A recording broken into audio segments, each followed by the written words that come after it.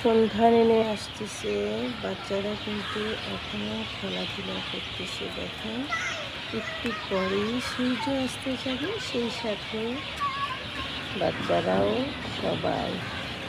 এই যে এখানে সূর্যটা দেখা যাচ্ছে না।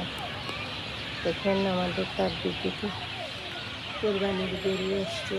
এই যে একটা গরু, এইরকম জায়গা, এই যে একটা গরু, লাল গরু, এই একটা কালো গরু। কোনটা নেবেন, লালদা না কালাদা? লালদা নাকি কালাদা? একটু পরেই সন্ধ্যা হয়ে যাবে, সবাই যার যার বাসায় চলে যাবে। রাস্তাঘাট সব পরিষ্কার হবে, সন্ধ্যার পর আবার সবাই বের হবে।